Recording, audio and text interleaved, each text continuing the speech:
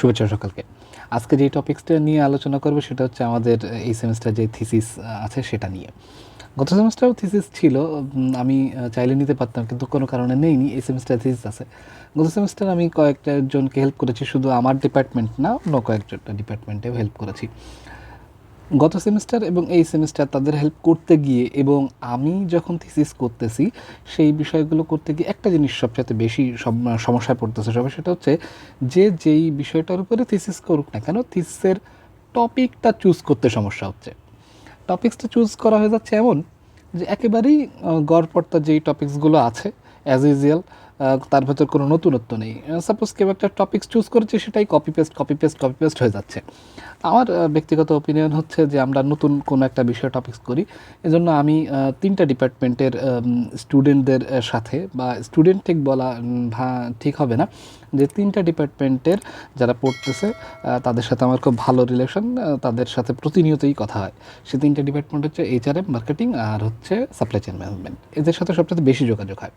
তো এই তিন ডিপার্টমেন্টের জন্য আমি ন্যূনতম 50টা করে থিসিসের টপিক এক জায়গায় করেছি। সেগুলো আমি সবার সাথে শেয়ার করার জন্যই আজকের এই ভিডিওটা। তো টপিক্সের বিষয়ে যখন আসতেছিলাম, টপিক্সটা যদি আমরা গড়পড়তা এমন না করে আমাদের যেগুলো কাজে লাগবে আমাদের প্র্যাকটিক্যাল ওয়ার্কে, যে প্রত্যেকেই আমার মনে হয় যে প্রত্যেকে জব করে। এখন আমরা যে ইন্ডাস্ট্রিতে আসি, আগামী 10 থেকে 15 বছর পরে কিন্তু সেই ইন্ডাস্ট্রিটা থাকবে না। তো আমরা যদি তার কাছাকাছি কোনো বিষয় নিয়ে থিসিসটা করি, তাহলে আমার কাছে মনে হয় বেটার হবে।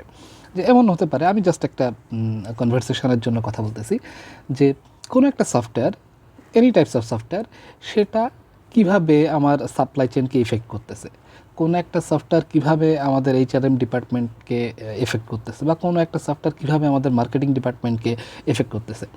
এই কথাটা বলার আগে আমি ছোট্ট একটা বিজ্ঞাপনের মতন আর কি বলবো।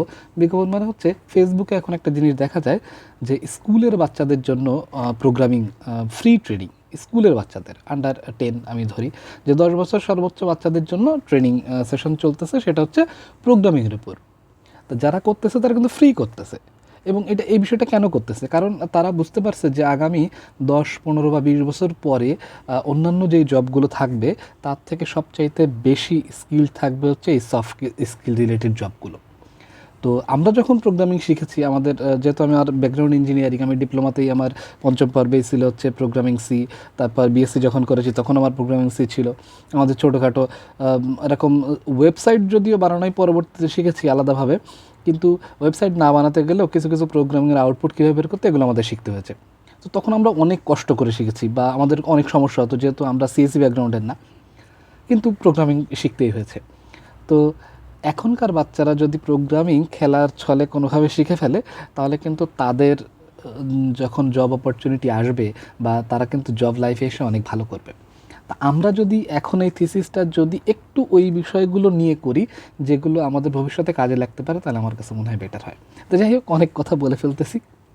আমি সাপ্লাই চেইন ডিপার্টমেন্টের জন্য হচ্ছে 30টি টপিক্স এক জায়গায় করেছি, মার্কেটিং ডিপার্টমেন্টের জন্য 100টি টপিক্স এক জায়গায় করেছি, এবং HRM ডিপার্টমেন্টের জন্য 85টা টপিক্স এক জায়গায় করেছি।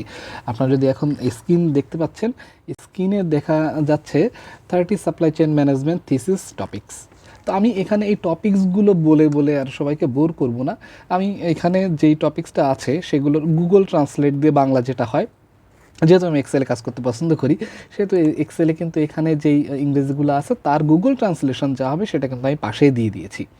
সেহেতু আমি এই টপিকসগুলো বলে বলে সময় নষ্ট করব না, আমি এই ফাইলটা শেয়ার করে দিব সবার সাথে।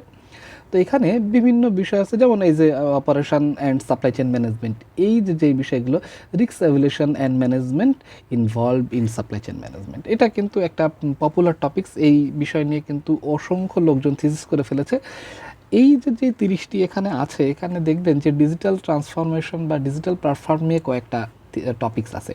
আমার কাছে মনে হয় যদি এই টপিকসগুলো কেউ চুজ করেন, তাহলে সবচাইতে বেটার হবে। আমিও যদিও এইগুলোর ভিতর থেকে একটা চুজ করার চিন্তাভাবনা করেছি। তো যাই হোক, এখানে আমরা তো যেগুলো দেখতেছি সেগুলো হচ্ছে সাপ্লাই চেইন ম্যানেজমেন্টের উপর। এই 30টা টপিকসগুলোর ভেতর থেকে আমি আবার কয়েকটা আলাদা আলাদা টপিকস আছে বা আলাদা আলাদা ডিপার্টমেন্টে ভাগ করা। যেমন প্রথমটা হচ্ছে digital transformation, sustainable project management, এভাবে করে আলাদা আলাদা টপিকস আছে। তো আপনার যার যেই টপিক্সটার উপর মনে হয় যে এটা আপনার সাথে কাজে লাগবে বা এটা আপনার ভবিষ্যতে কোথাও কাজে লাগবে, যদি সেই বিষয়টার উপর থিসিস আপনি এখান থেকে চুজ করেন তাহলে সবচেয়ে বেটার হয়। তাহলে এটা তো ছিল হচ্ছে সাপ্লাই চেনে যারা যারা আমি ব্যক্তিগতভাবে সাপ্লাই চেনে আছি এবং আমার সাথে যারা যারা আছে তাদের জন্য। এবার যদি আমরা একটু দেখি মার্কেটিং ডিপার্টমেন্টের জন্য 100 মার্কেটিং ম্যানেজমেন্ট থিসিস টপিকস, এখানে অসংখ্য আছে। আমি মার্কেটিং যদি কম বুঝি, সেটা শর্মিলা ম্যাডাম ভালো বুঝে, তো এই জন্য শর্মিলা ম্যাডাম যেহেতু মার্কেটিং ডিপার্টমেন্টটা দেখে, এখানে শর্মিলা ম্যাডামের একটা ছবিও আছে।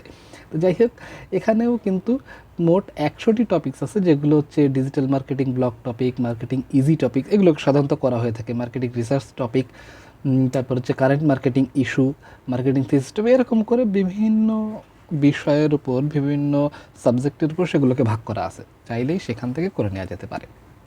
আমি এইটার হচ্ছে সফট কপি দিয়ে দিব, সেখান থেকে সবাই ডাউনলোড করে নিয়ে এইগুলো দেখতে পারবে। এবার আসা হচ্ছে HRM সাবজেক্টটা নিয়ে। এই যে ডান পাশে দেখুন যে আমাদের হচ্ছে রাসেল আলাদারের ছবি আছে, যেহেতু উনি HRM বিষয়টা দেখেন। তো HRM-এর এখানেও কিন্তু আমি 85টি টপিকস আছে যেই বিষয়গুলো নিয়ে হারহামেশি থিসিসগুলো করা হয়ে থাকে। সেগুলোর পাশাপাশি নতুন এবং ইউনিক কিছু টপিকস আছে। যেহেতু 85টা, আপনারা এভাবে গুগলে এক জায়গায় সার্চ করলেও এতগুলো পাবেন না। আমি বিভিন্ন সময়ে এই গত সেমিস্টার এবং এই সেমিস্টার বসে বসে দেখে দেখে এইগুলো কালেক্ট করেছি। তো এখানে 85টি টপিকস আছে, চাইলে আপনারা যে কোনো টপিকসগুলো নিয়ে আলোচনা করতে পারেন।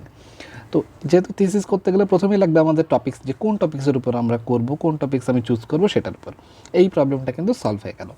এবার হচ্ছে আমরা নেক্সট যেদিন আমরা বসবো সেদিন হচ্ছে সবার সাথে আলোচনা করব যে আমরা থিসিসের প্রত্যেক পেজে কী করে করব। সেগুলো যার যার ডিপার্টমেন্টের স্যার বা ম্যাডাম প্রত্যেকেই কিন্তু একটা ধারণা দিয়ে দিয়েছেন এবং প্রত্যেকে একটা স্যাম্পল কপি দিয়েছেন। আমার ধারণা যে অনেকে সেগুলো করাও শুরু করে ফেলেছেন, আমি যদিও এখনও করিনি।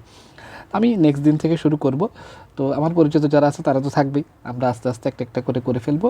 তাহলে আমি সবার উদ্দেশ্যেই বলা যে এইখানে যেহেতু টোটাল মোটামুটি 3 ডিপার্টমেন্ট মিলে 225টা টপিকস আছে, এখান থেকে সবাই আগে টপিক চুজ করে ফেলুক, এরপর আমরা নেক্সট দিন কথা বলবো। তাহলে এতক্ষণ আমার বকবক শোনার জন্য অসংখ্য ধন্যবাদ। সবার সাথে কথা হবে আগামী কোনো দিন, আগামী কোনো ভিডিওতে। ধন্যবাদ সকলকে।